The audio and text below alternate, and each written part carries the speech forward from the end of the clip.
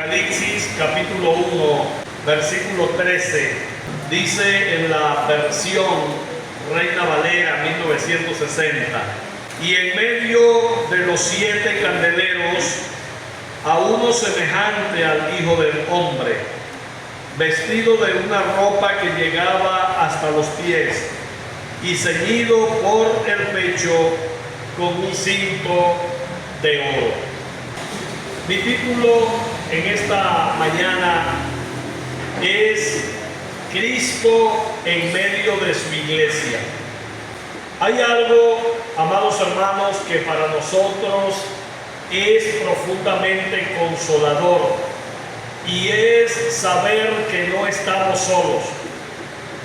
Cuando Jesucristo estaba a punto de ascender al cielo, le dijo a sus discípulos en Mateo capítulo 28, versículo 20, después de darle lo que se conoce como el corazón de la gran comisión, le dice a sus discípulos, enseñando que guarden todas las cosas que yo he mandado, y yo estaré con vosotros todos los días hasta el fin del mundo. Esas palabras de nuestro Señor Jesucristo son alentadoras para la iglesia. Son alentadoras cuando estamos pasando momentos difíciles, ya que la presencia del Señor está en nosotros. Y en este caso, las iglesias de Asia Menor, a las que el apóstol Juan escribe, estaban enfrentando tiempos muy peligrosos, tiempos oscuros, como persecución, presión política, doctrinas falsas y mucho desánimo por motivo de lo que ya he mencionado. Y desde la isla de Patmos, Juan también se sentía aislado, se sentía limitado, pero de pronto, en una visión que ya hemos hablado, ve algo que cambia toda su perspectiva. En medio de los 7 candelabros, vio a uno semejante al Hijo del Hombre. Esa imagen lo cambia todo, hermanos. Es importante que nosotros podamos visualizar la presencia del Señor en medio de las diferentes circunstancias que podamos vivir, teniendo fe en su promesa de que Él estará con nosotros todos los días hasta el fin del mundo. No dependemos de las emociones, ni siquiera dependemos de lo que vemos, sino de lo que creemos de la palabra de Dios, de lo que el Señor ha dicho que hará. De eso nosotros dependemos. Cristo no está ausente, no está mirando desde lejos, ni se ha olvidado de su pueblo, y nunca lo hará, amados hermanos. Él camina entre sus iglesias, observa, corrige, fortalece y sostiene a su iglesia en medio de las adversidades. Lo que Juan vio no fue solo una visión gloriosa, sino una realidad espiritual que es constante. El Señor resucitado está presente en medio de su pueblo, cuidándolo como sumo sacerdote y gobernando a su pueblo como lo que es un rey supremo. Y eso sigue siendo, amada iglesia, una verdad fundamental el día de hoy. El Señor no abandona a su iglesia. A veces podemos sentir, por medio de las vicisitudes o dificultades o progreso del pecado en nuestros pueblos, quizás podemos sentir que la iglesia está débil, que el mundo avanza y que el mal está prosperando. Pero Apocalipsis nos recuerda que Cristo sigue en medio de los candelabros. Y dijimos que los candelabros representan a su iglesia. Y la luz de Cristo nunca se apagará. El texto dice lo siguiente: en medio de los 7 candelabros, Juan vio a uno semejante al Hijo del Hombre. Los 7 candelabros representa a las iglesias, y el hecho de que esos candelabros sean de oro. El oro era en este contexto el material más preciado. Eso indica que la iglesia es lo más preciado para nuestro Dios. Tan preciado que envió a su Hijo a morir por nosotros en la cruz para redimir, para salvar a los escogidos de Dios. Y Juan ve al Señor glorificado de la iglesia moviéndose entre sus iglesias. El hecho, amados hermanos, de que únicamente Jesús aparezca en medio de los 7 candelabros de oro nos enseña que la iglesia no necesita de otros intermediarios. La iglesia no necesita sacerdotes, obispos o papas. Los pastores de las iglesias no somos intermediarios entre Dios y los hermanos o entre Dios y los hombres, sino que somos ministros de Dios y siervos de Dios para su iglesia.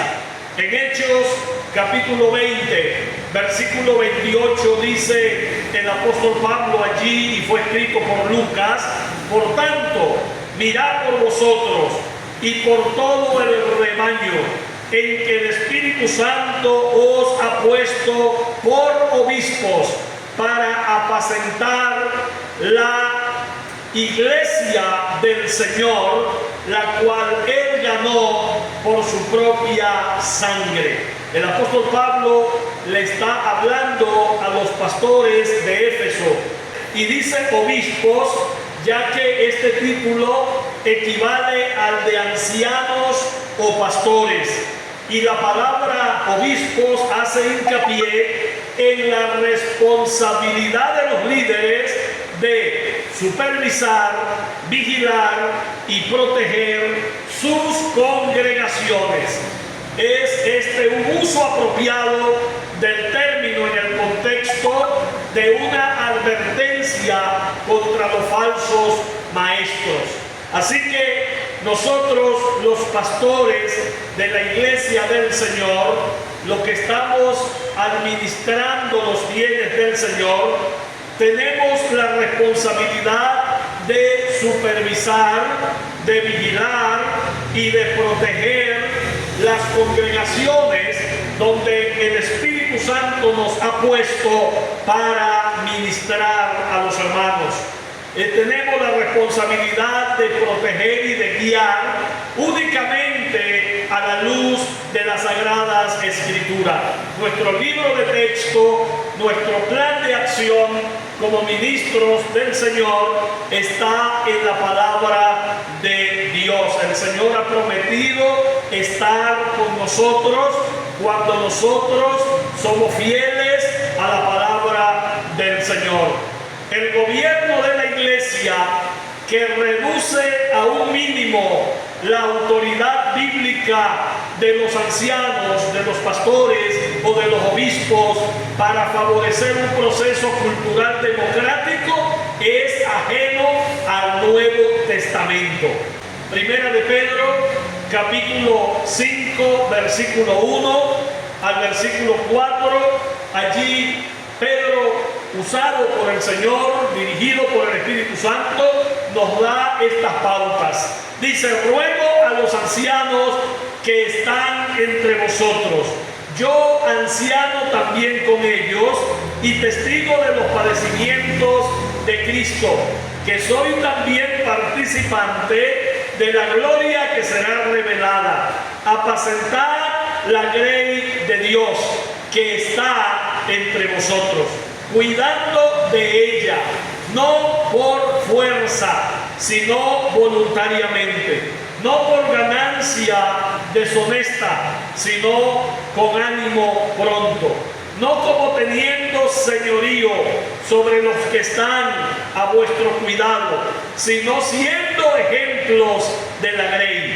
Y cuando aparezca el príncipe de los pastores, vosotros recibiréis la corona incorruptible de gloria. Nosotros los pastores somos los que cuidamos, vigilamos y protegemos el cuerpo de Cristo en esta tierra. Así que cuando aparezca el príncipe de los pastores, nosotros vamos a recibir esa recompensa que nos dará el Señor por la eficiencia, por lo objetivo de nuestro trabajo a la luz de la palabra de Dios. En Mateo capítulo 18, versículo 20, dice el Señor, hablando de su presencia permanente, porque donde están dos o tres congregados en mi nombre, allí estoy yo en medio de ellos. El Señor acá promete su presencia incluso en los momentos difíciles de la iglesia, incluso en enfrentar el pecado en la iglesia. La tradición judía requería de al menos 10 hombres para tratar un caso, en especial en la congregación judía. Se decía una minyan, un grupo de 10 personas para constituir una sinagoga o incluso para sostener un culto público de oración. Aquí en este texto, Cristo promete estar presente en medio incluso de un pequeño grupo, 2 o 3 personas reunidas en su nombre para el propósito de la disciplina.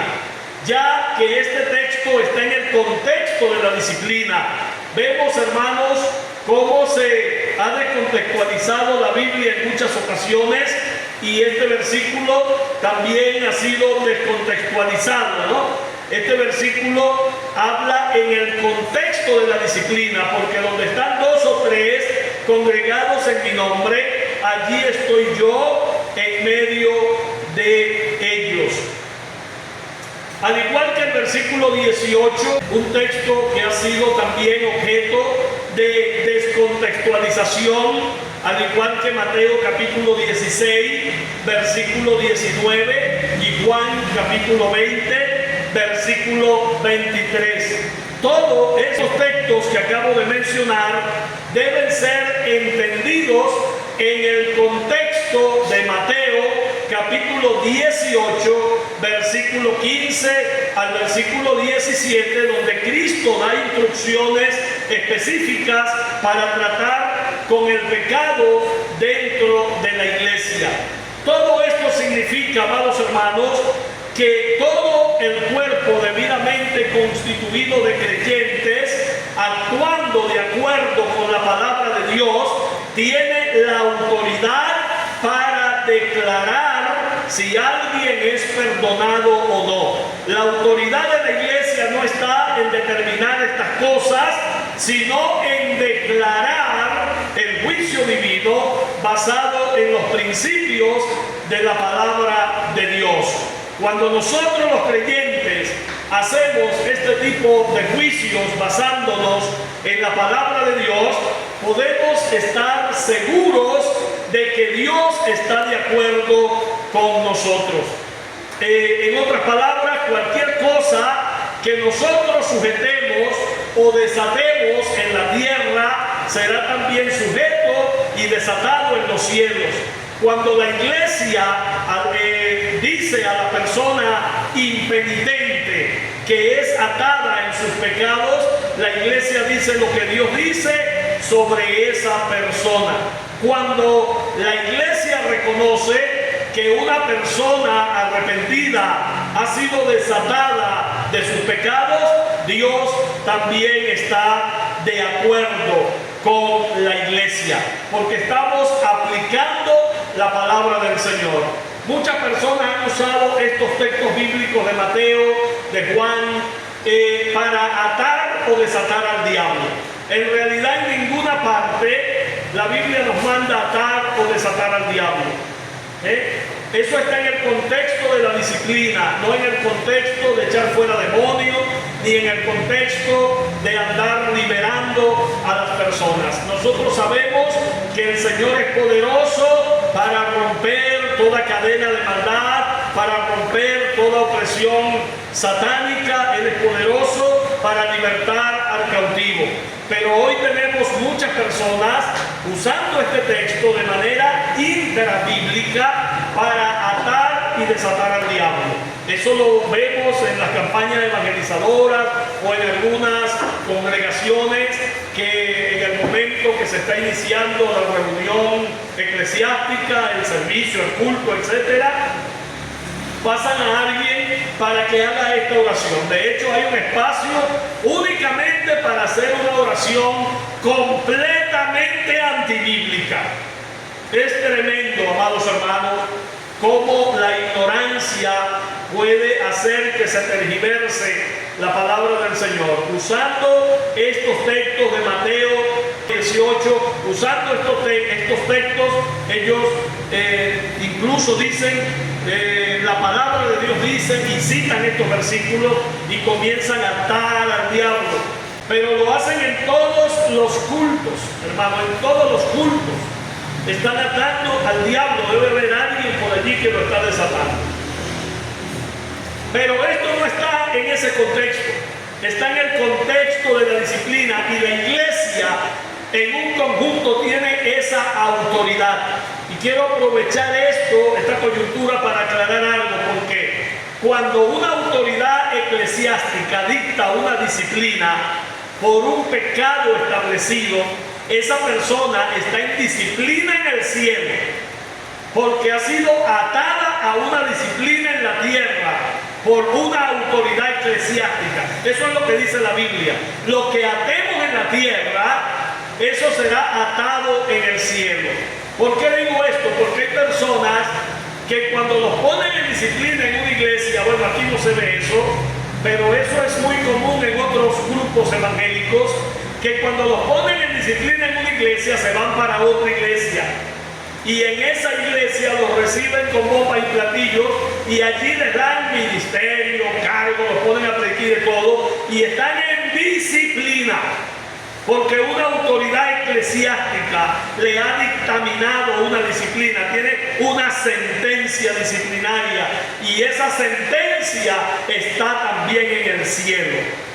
Esa persona jamás puede experimentar libertad en Cristo mientras tenga esa disciplina, aunque se vaya a otro lugar y ejerza ministerios en otros lugares. Está en el cielo, está en disciplina, hasta que cumpla su disciplina, y luego en la autoridad eclesiástica, el cuerpo de creyentes, el pastor de la iglesia con el cuerpo de creyentes, liberan a esa persona delante del Señor. Eso es desatar. Y cuando desatan a esa persona queda desatada también en el cielo. Eso es lo que nos enseña la palabra del Señor. Así que, siguiendo con la presencia del Señor en su iglesia, vemos que la noche antes de su muerte, Jesús le prometió a sus discípulos: no os dejaré huérfanos, vendré a vosotros. Y más adelante dice: el que me ama, mi palabra guardará, y mi Padre le amará, y vendremos a él y haremos morada con él. Esto está en Juan capítulo 14, versículo 18 y el versículo 23. Y en Hebreos capítulo 13, versículo 5, allí se registra la promesa del Señor, cuando dice: no te desampararé ni te dejaré. Así que, amada iglesia, nosotros los cristianos no adoramos a un mártir bien intencionado, a un líder religioso heroico que fue muerto. Nosotros adoramos el Cristo vivo, el Cristo vivo que venció la muerte, el Cristo vivo que mora en su iglesia para guiarla y para darle poder. Así que los creyentes, tanto personal como colectivamente, tenemos el inestimable privilegio de obtener ese poder mediante una constante comunión con nuestro Señor Jesucristo. El apóstol Pablo escribió acerca de la cena del Señor lo siguiente: la copa de bendición que bendecimos no es la comunión de la sangre de Cristo, el pan que partimos no es la comunión del cuerpo de Cristo. 1 Corintios capítulo 10 versículo 16. Así que esto tiene que ver con la comunión en la iglesia. Por eso cuando decimos los hermanos bautizados y en comunión, es porque estamos en comunión con Cristo y estamos en comunión con los hermanos. Pero esa comunión no es conversar ni andar juntos para allá y para acá. Es la comunión de la cena del Señor. Es cuando todos los hermanos participamos de la cena del Señor, estamos en comunión con Cristo y con los otros hermanos. Esto habla de la presencia de Cristo continuamente en su iglesia y entre los hermanos de manera personal. La presencia del Señor. Por eso dice el apóstol Pablo en 1 Corintios 11 que debemos hacerlo siempre hasta que Él venga. Debemos conmemorar, debemos recordar, debemos practicar, obedecer lo que es el mandamiento de la cena del Señor, porque eso nos mantiene en comunión con Cristo y con los hermanos. La presencia del Señor en medio de su iglesia. Así que la presencia del Señor Jesucristo en su iglesia nos da poder, nos capacita para decir triunfalmente con el apóstol Pablo: todo lo puedo en Cristo que me fortalece. Filipenses capítulo 4 versículo 13. La presencia de Cristo en medio de nosotros hace que permanezcamos firmes y constantes en la obra del Señor. Hermano, cuántas pruebas, cuántas circunstancias difíciles hemos pasado en nuestra vida cristiana, pero no hemos decaído, no hemos vuelto atrás. Esto no es que nosotros seamos especiales, esto es porque la presencia de Cristo está en nosotros. ¿Cuántos han pensado regresar al mundo de donde salieron? ¿Cuántas personas han sentido tentaciones a volver a los pecados que antes hacían? Pero no vuelven, no regresan, no retornan, no porque sean fuertes en ellos mismos, sino porque Cristo sostiene a sus escogidos. Cristo sostiene a su iglesia, hermano. Cristo guía a su iglesia y Cristo exhorta a su iglesia. Debemos tener confianza de que Él está en nosotros y no dependemos de las emociones para saber si Él está con nosotros. Hay gente que incluso da testimonio: yo no siento al Señor. ¿Será que el Señor no está conmigo? El Señor está contigo, aunque no lo sientas. Como dije anteriormente, no dependemos de las emociones, no dependemos de lo que sentimos, ni siquiera dependemos de lo que vemos. Dependemos de lo que dice la Biblia. Y la Biblia dice que Él estará con nosotros todos los días hasta el fin del mundo. Cuando una persona se enfoca en sus emociones para experimentar la presencia de Dios, va a vivir frustrada. Entonces, ¿únicamente voy a tener al Señor de manera intermitente? No, no tenemos al Señor de manera intermitente. Él está contigo.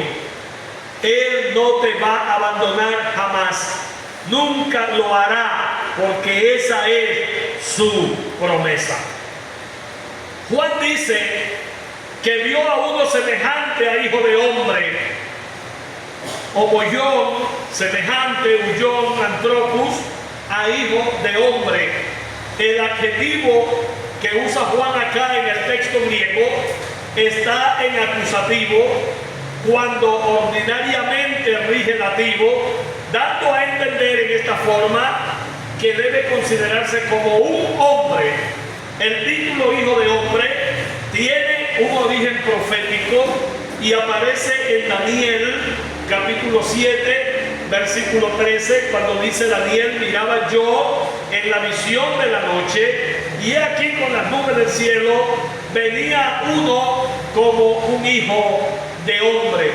Hijo de hombre, además, es el título que mayoritariamente utilizó el mismo Señor Jesucristo para referirse a sí mismo durante su ministerio terrenal. Mateo capítulo 16, versículo 13 y versículo 15, dice así la palabra del Señor: viniendo Jesús a la región de Cesarea de Filipo, preguntó a sus discípulos diciendo: ¿quién dicen los hombres que es el Hijo del Hombre? Y el 15 dice: y les dijo: ¿y vosotros quién decís que soy yo? Aquí en esta parte los apóstoles dijeron: bueno, unos dicen que eres Elías, otros dicen que eres Jeremías, otros dicen que eres un profeta de la antigüedad. Esa era la opinión de la gente, pero el Señor le pregunta a ellos: ¿y vosotros qué decís quién soy? Y allí Pedro se levanta y dice: tú eres el Cristo, el Hijo de Dios viviente. Allí Cristo se asocia a Hijo de Hombre, porque Cristo hombre vino a morir por los pecadores. Pedro revela la misión del Señor apegada al título Hijo de Hombre, y les dijo: ¿y vosotros quién decís que soy yo? Tú eres el Cristo, el Hijo del Dios viviente.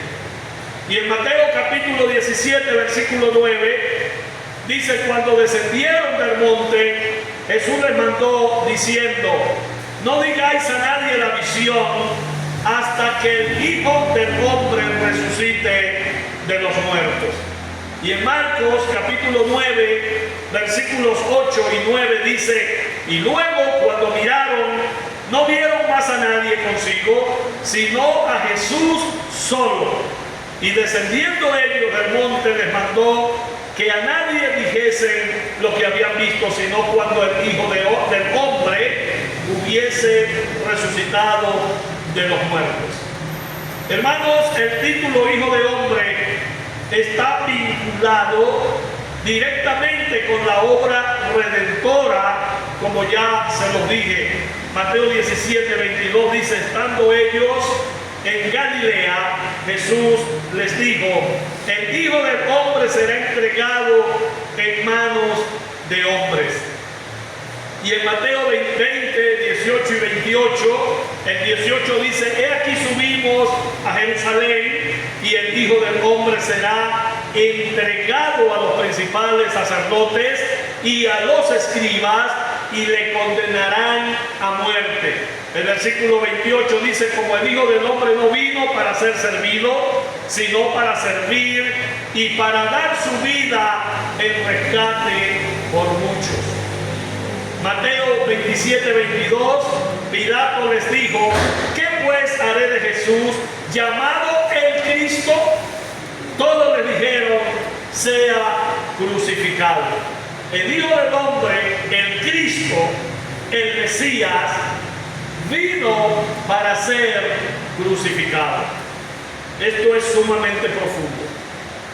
Hay que tomar en cuenta lo que dice Pablo en Filipenses capítulo 2, versículos 5 al 11, que aunque supuestamente era un himno de la iglesia primitiva, y si era un himno de la iglesia primitiva que Pablo insertó allí en Filipenses, entonces la iglesia primitiva tenía una gran devoción y una gran percepción de quién era Jesús y de su obra en la cruz. En algún momento de la eternidad, antes de que Él fuese encarnado, Él decidió venir y morir como hombre, hacerse hijo de hombre y morir como hombre en manos de hombres para redimir a los pecadores. Y esto sucedió incluso antes de la creación de todas las cosas. En algo así. Dios decidió crear el universo, no existía. Dios decidió crear los ángeles, no existían. Dios decidió crear a los seres humanos, no existían, pero la Trinidad sí. Entonces Dios sabía que los ángeles iban a fallar y fallaron en Luzbel. Dios sabía que los seres humanos iban a fallar y fallaron en Adán, o fallamos en Adán. Entonces Dios, oye, ¿cómo hago yo? Estoy haciendo una especulación sana. ¿Cómo hago yo para establecer mi autoridad en mi creación?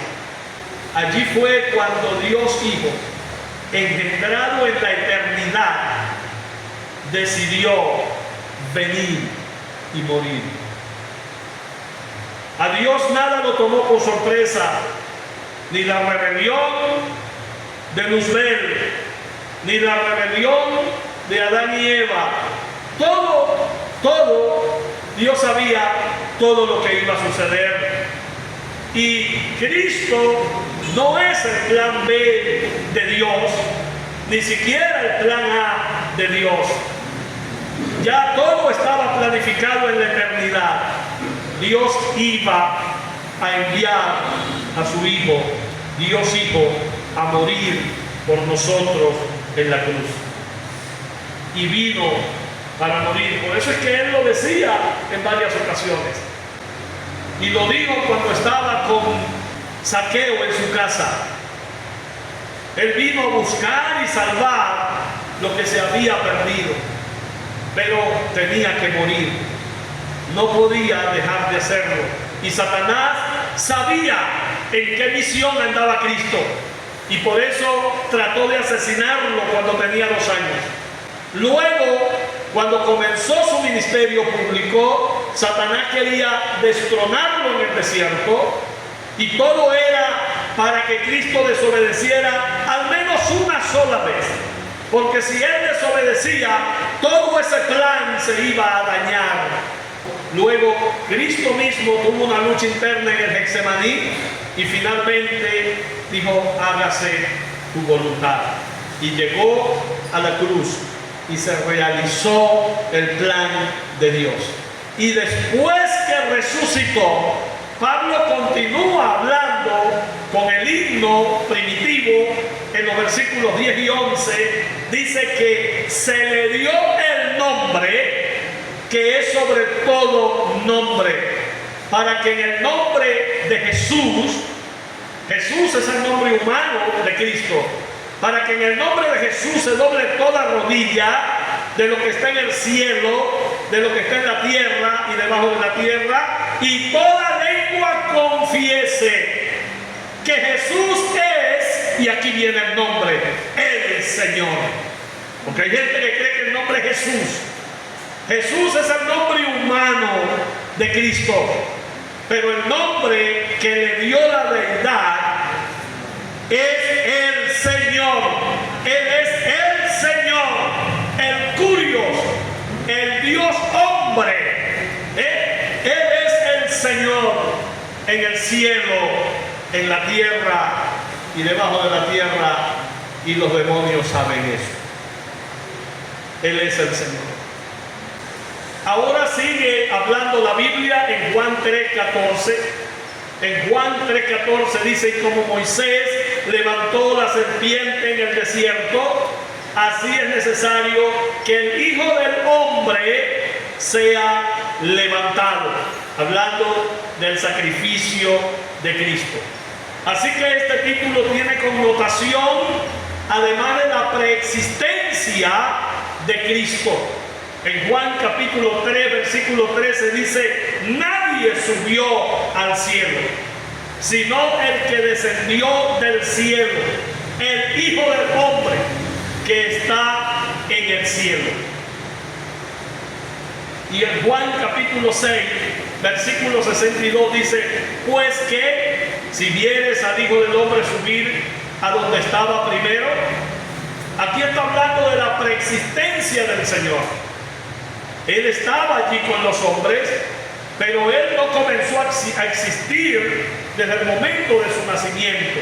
Allí comenzó su encarnación, pero ya Él era desde la eternidad. Expresa también este título la condición humana del Señor. En Mateo 11:19 dice: vino el Hijo del Hombre que come y bebe, y dice: he aquí un hombre comilón y bebedor de vino, amigo de publicanos y de pecadores, pero la sabiduría es justificada por sus hijos. En un solo título entonces se recoge deidad y humanidad. En el título el Hijo del Hombre se recoge deidad y humanidad. Es el título que corresponde por concreción a quien es Dios hombre, esto es, Dios que se hace hombre por la encarnación y entra al mundo de los seres humanos para realizar la obra de salvación que Dios solo podía llevar a cabo. Volviendo a lo que dije anteriormente, no había en la tierra, en todo el universo, alguien que pudiera llevar a cabo esta obra. Nadie, todo estaba contaminado. Tenía que ser Dios mismo el que tenía que pagar el precio por los pecadores. Y es allí donde dice Juan capítulo 1, versículo 14: y aquel verbo fue hecho carne y habitó entre nosotros, y vimos su gloria, gloria como del unigénito del Padre, lleno de gracia y de verdad. Aquel verbo que dice Juan en el 1:1, en el principio era el verbo, y el verbo era con Dios, y el verbo era Dios. Luego dice: y ese verbo que era en el principio de todas las cosas, ese verbo que era, no que comenzó a ser en el principio, sino que era, ese verbo se hizo hombre, se hizo carne y habitó entre nosotros. Aunque Juan dice que vio a uno semejante al Hijo del Hombre, lo que estaba viendo realmente era la visión del Hijo del Hombre, que siendo Dios es también semejante a los seres humanos. Hebreos capítulo 2 versículo 14 dice: así que por cuanto los hijos participaron de carne y sangre, Él también participó de lo mismo, para destruir por medio de la muerte al que tenía el imperio de la muerte, esto es, al diablo. Él vino en carne humana y destruyó todos los planes de Satanás. Juan está contemplando en medio de esos 7 candeleros a Jesucristo, el Cristo glorioso y resucitado, al Dios hombre, hermanos. Y vemos que la función de Cristo en medio de su iglesia, además de darle poder, de velar y de cuidar a su iglesia, Él intercede por su iglesia, y es la segunda verdad de las 7 que estamos estudiando. Él intercede por su iglesia. Recuerden que el punto del domingo pasado es: Cristo le da poder a su iglesia, y el de hoy es: Él intercede por su iglesia. Y en el versículo 3, la parte B, Juan dice lo siguiente: vestido de una ropa que llegaba hasta los pies y ceñido por el pecho con un cinto de oro. Esto también es muy importante y lo estaré explicando brevemente. Lo primero que Juan observó aquí fue que Cristo estaba vestido de una ropa que llegaba hasta los pies. Tal ropa la usaba la realeza. Por ejemplo, en Jueces capítulo 8 versículo 26 vemos que los reyes de Madián vestían de esta forma, y fue el peso de los arcillos, dice Jueces 8:26, de oro que él pidió, 1.700 ciclos de oro, sin las planchas y joyeles, y vestidos de púrpura que traían los reyes de Madián, y sin los collares que traían sus camellos al cuello. Los reyes de Madián vestían de púrpura con una ropa real. Y Jonatán también, en 1 de Samuel, capítulo 18, versículo 4, dice: Jonatán se quitó el manto que llevaba y se lo dio a David, y otras ropas suyas, hasta su espada, su arco y su talabarte. Jonatán también vestía de esta manera. Saúl también lo hacía. 1 de Samuel 24:4 dice: entonces los hombres de David le dijeron: he aquí el día que te dijo Jehová, he aquí que entregó a tu enemigo en tu mano, y harás con él como te pareciera. Y se levantó David y calladamente cortó la orilla del manto de Saúl. Acá y Josafat también vestían de esta manera. 1 de Reyes 22:10 dice: y el rey de Israel y Josafat, rey de Judá, estaban sentados cada uno en su silla, vestidos de sus ropas reales, en la plaza junto a la entrada de la puerta de Samaria, y todos los profetas profetizaban delante de ellos. También era vestuario de los profetas en la época veterotestamentaria. 1 de Samuel 28:14 dice: él le dijo: ¿cuál es su forma? Y ella respondió: un hombre anciano viene cubierto de un manto. Saúl entonces entendió que era Samuel, y humillando el rostro a tierra, hizo gran reverencia. Pero esto no es lo que está indicando Apocalipsis en el vestuario del Señor. Aunque los reyes y los sacerdotes vestían de manera similar, aunque Jesucristo es rey sobre todas las cosas, rey de reyes y señor de señores, y también fue considerado profeta.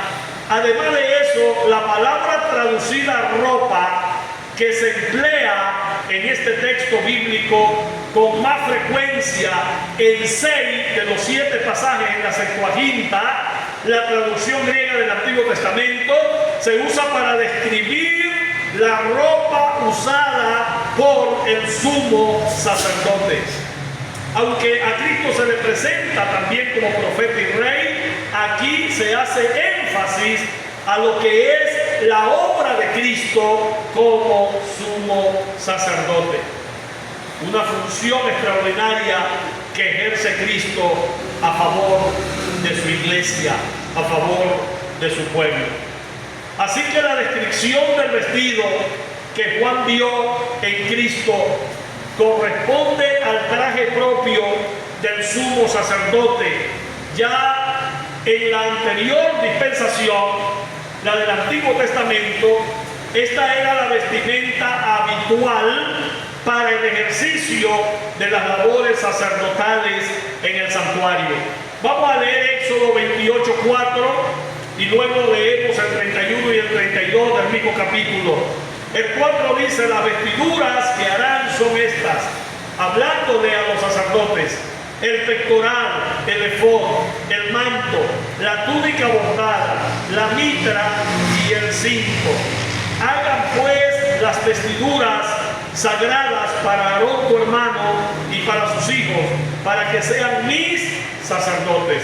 En el versículo 31 dice: harás el manto del efod todo de azul. En el versículo 32 dice: y en medio de él, por arriba, habrá una abertura, la cual tendrá un borde alrededor de obra tejida, como el cuello de un coselete, para que no se rompa. El vestido que Juan vio era una túnica talar, es decir, un vestido que llegaba un poquito más abajo de los tobillos, al borde de los pies. Jesucristo, hermanos, es el sumo sacerdote según el orden de Melquisedec, como lo dice Hebreos capítulo 6, versículo 20. donde dice, donde Jesús entró por nosotros como precursor, hecho sumo sacerdote para siempre, según el orden de Melquisedec. Es importante tomar en cuenta el hecho de este orden. El sacerdocio de Cristo no es temporal como el caso de Aarón, como el sacerdocio de Aarón, sino que este es un sacerdocio para siempre, un sacerdocio eterno y perfecto, fundamentado en el orden de Melquisedec. Como lo indica Génesis 14 y Salmo 110:4, allí en el Salmo 110:4 dice, juró Jehová y no se arrepentirá. Tú eres sacerdote para siempre según el orden de Melquisedec. Hay un escritor llamado Leon Morris y él destaca que el orden o el taxis, la palabra griega, indica un tipo de categoría de sacerdocio. Cristo pertenece a una clase de sacerdotes que no dependen de genealogía, sino de juramento divino y vida indestructible. Y el doctor MacArthur subraya que la frase para siempre no solo señala duración, sino permanencia eficaz. Su intercesión y su sacrificio no necesitan repetirse, tienen un valor eterno. Así que Cristo pagó de una vez por todas por nosotros en la cruz y ahora ejerce un sacerdocio para la iglesia. Esto es maravilloso porque Cristo no solamente murió por nosotros, hermanos, sino que vive para nosotros en la actualidad. Él intercede por nosotros todo el tiempo. Y finalmente nos dice el texto, y en medio de los 7 candeleros a uno semejante al Hijo del Hombre, vestido de una ropa que llegaba hasta los pies y ceñido por el pecho con un cinto de oro. Este cinto de oro también tiene la connotación sacerdotal, pero habla también de realeza. Hermanos, ya hemos dicho que el oro es un material muy preciado en el cielo. De hecho, las calles de la Nueva Jerusalén son de oro. Hay mucho oro en el cielo. Es un material muy preciado y es, como decir, el material de la deidad. Él estaba ceñido por el pecho con un cinto de oro. Esto respalda también la interpretación de Cristo como sumo sacerdote, ya que el sumo sacerdote en el Antiguo Testamento también usaba este cinto. En Éxodo 28:4 dice, la vestidura que harán son estas: el pectoral, el efod, el manto, la túnica bordada, la mitra y el cinturón. El cinturón estaba también en las vestiduras reales. Y Levítico 16:4 dice, se vestirá la túnica santa de lino y sobre su cuerpo tendrá calzoncillos de lino y se ceñirá el cinto de lino y con la mitra de lino se cubrirá. Estas serán las santas vestiduras.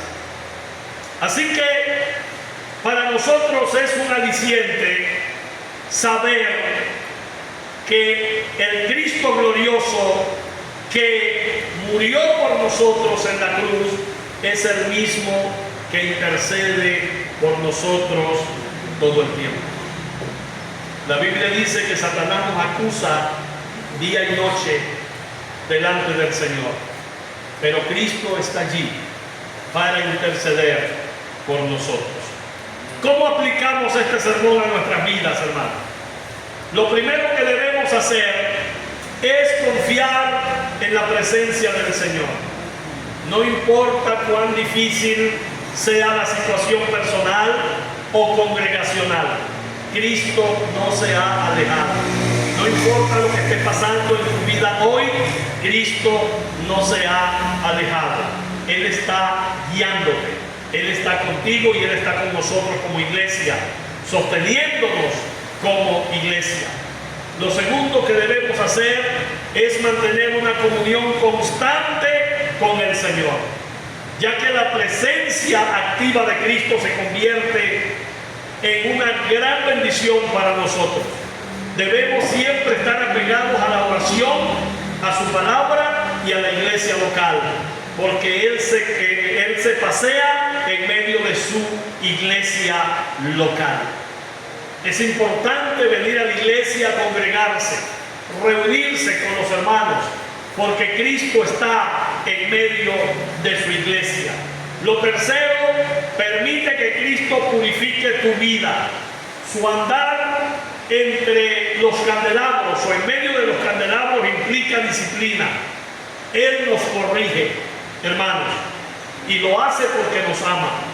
No temamos la reprensión del Señor, más bien respondamos con obediencia al mensaje de la palabra del Señor.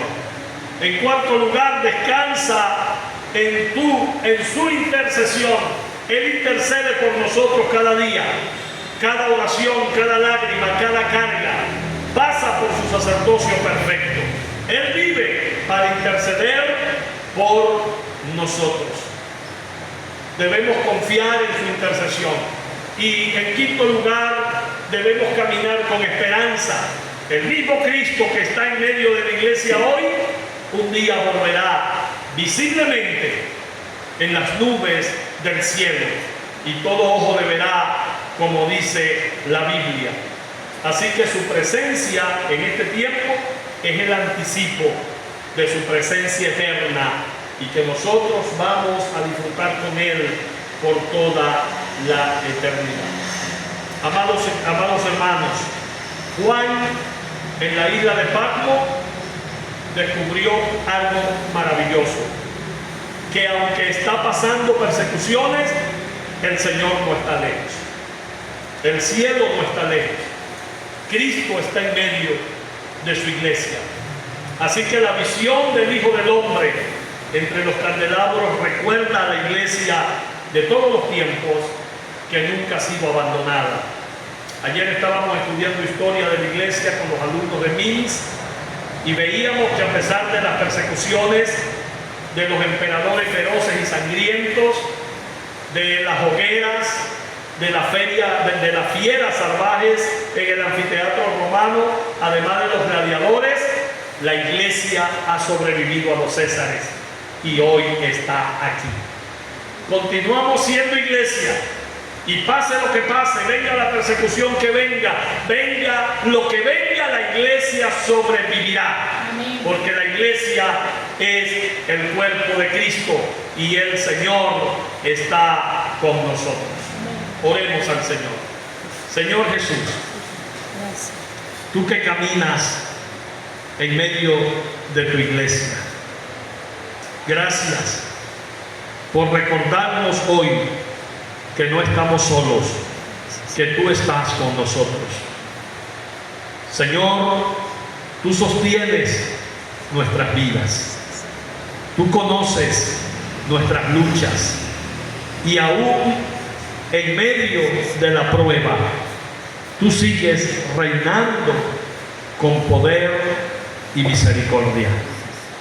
Tú caminas sobre las tormentas. Tú purificas a tu pueblo.